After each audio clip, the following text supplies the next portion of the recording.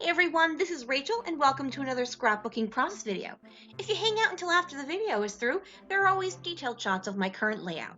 Let's get going! Hey everyone, this is Rachel and I'm here today with another process video. Today I'm going to be working with one 5x7 photo, and I'm also going to be working with a close to my heart line. I picked this up recently at a crop I went to back at the end of March. I'm not buying a huge amount of stuff right now. I'm trying to work through my stash, but I really liked, well, I'll show you what I really liked. I really liked this sheet that's where you can wow, words, really you can use it for fussy cutting. So I thought it was really cute, and I thought it would work really well, and I thought it would work really well for this particular line because there's a lot of blue in it, and my nephew is sitting on a big blue chair wearing blue. So shocking there. Okay, I'm going to go ahead and get you put on fast forward. I will let you know I am scrap lifting this layout, but I cannot show it to you because it is not one that's been put out publicly. It is just one I will be scrap lifting without showing you. All right, folks, let's go ahead and get started, and let's get going. Hey everyone, so just a little update on my statement about not shopping. I didn't not shop. I in fact shopped quite a bit. I have a bunch of new stuff that is in my stash now, and I was a crazy person. I'll be totally honest. I have zero willpower when it comes to certain types of crafts, work stuff, and Indigo and Ivy got me hard. I gotta tell you. Okay. Second note, this is the first layout I have after I got back that I did after I got back from my crop in March. I do have a couple more crop layouts.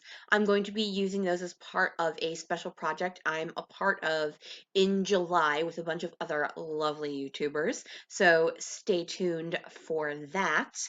And then I did have one final thing, but I don't remember what it is right now, so we'll see if I can remember then. All right, so as you can see, I've picked out a couple of pattern papers. As I mentioned, this was the first time I was working with this line. I had a bunch of papers, so I just kind of went through and like narrowed it down, and now I'm actually going to start working on things. Oh, I remember I was going to talk about why I'm scrap lifting, but not showing you the original layout. My friends and I occasionally do a thing, and I've mentioned it before, called layout tag. And it's like that game of telephone where you start off with one layout and then one person works on it, and then the next person works off of her layout, and so on and so forth. And so I'm doing that with a person who doesn't necessarily share her work on social media. So I didn't want to share her work on social media without her permission. All right, so I've got the basics. I've got a piece of colored cardstock. I've got that micro line in multicolors, and then I've got that dark teal with the grid on it. And I decided to leave the branding strip on with that diagonal stripe of rainbow rather than just have that one color. I like the pop of brightness it gives down to the bottom of the layout. Now I'm going to map my photo, which is a 5x7, with this multicolor polka dot piece, and I was being very careful. Now, I have two of each piece of paper in this particular kit, but I was being very careful because the back side of it is the fussy cut piece I like so much. I wanted to make sure that I was not fussy cutting out that ampersand. I wanted to use that ampersand so badly, but I'm one who can throw a random embellishment on a page, no problem. Random flamingo, sure, whatever, hockey puck, sure, let's do it. But I cannot for the life of me place an ampersand on a paper when there's only one person. It like that bothers me more than anything, I think, um, in the embellishment side of like just having an ampersand for a single person, unless you're obviously doing it as part of your title, like this and that, like that type of thing. Yeah, no, I can't do it. It like literally like makes me shake with just like, oh my gosh, no, you can't possibly be doing that, which is crazy. I am well aware. All right, so I've got these two Fitzgerald thickers, and I was trying to decide which color. There's like a teal color and a turquoise, and I decided to go with the turquoise. I thought it matched that grid paper better. I have a lot of Fitzgerald. It's one of my favorite fonts. So I have my title down now, which is final pick. This is where my nephew is going to college, so I had him sit in the big chair and took a picture of him. He refrained from rolling his eyes while I was taking a picture.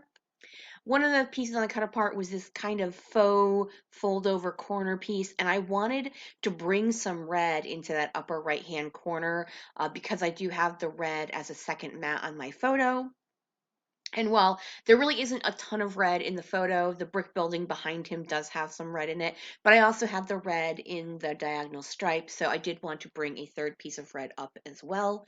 Before I do that, I do add this So Much Happy with the faux washi cut apart piece.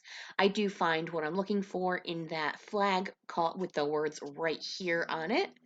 So I'm going for a really fun, bold, colorful look. That's when you make that decision about what you're going to do in the next phase of your life, it's a bold decision. You're happy about it. So I wanted that to exude through the page. I'm also another piece of the cut apart that I had is this on a crazy adventure, because it is, once again, it's a crazy time. In fact, as I'm doing this voiceover, this won't be up until the middle of June, but actually when I'm doing this voiceover, it is the day after my nephew graduated from high school. So it was a super fun night. Obviously I'll have scrapbooking pages about it at some point, um just not right now. Okay, so I'm just gluing down all these pieces I have. And if you're paying attention, that shadow at the top, that is Xanthi supervising. Now I'm just going to trim off the pieces that are hanging off. I didn't that right here, I had glued it a little higher than I meant to. And now I'm getting to the point where I'm going to add a little bit of texture. In that sense, I'm going with these acrylic pieces. I've mentioned before that I find acrylic pieces work really well with teenage layouts. There's just something about the color and the boldness of them that really helps. So I pick out that turquoise, and then I pick out the blue, and I that red piece, and I kind of shook at it. Every time I pick it out, I think it's a star. But what it actually looks like is a Star Trek communicator. I don't know what it's actually supposed to be. I think I got it as part of a grab bag from like Scraptastic. Like Scraptastic is an old kit club. They no longer do kit clubs. And it just came in a bunch of acrylic pieces, and it looks like a Star Trek communicator. And I'm like, I don't know if this is supposed to actually be something, but that's what it looks like to me. So I've never actually been able to use it, but I can't throw it away just in case I ever actually need a Star Trek communicator. All right, folks, I am finishing this up. I'm gluing down my acrylic pieces. I am then going to add, I believe, some misting. Am I going for some misting now? Let's see. Let's see what happens, folks. Oh no, I actually added enamel dots.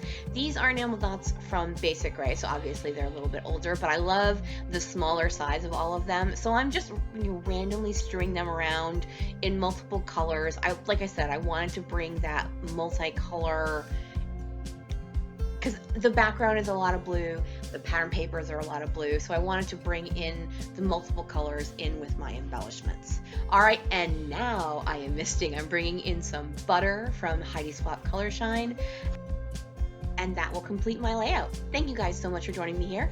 If you could flick me a thumbs up, that would be super awesome. Have a great day, everyone. Bye.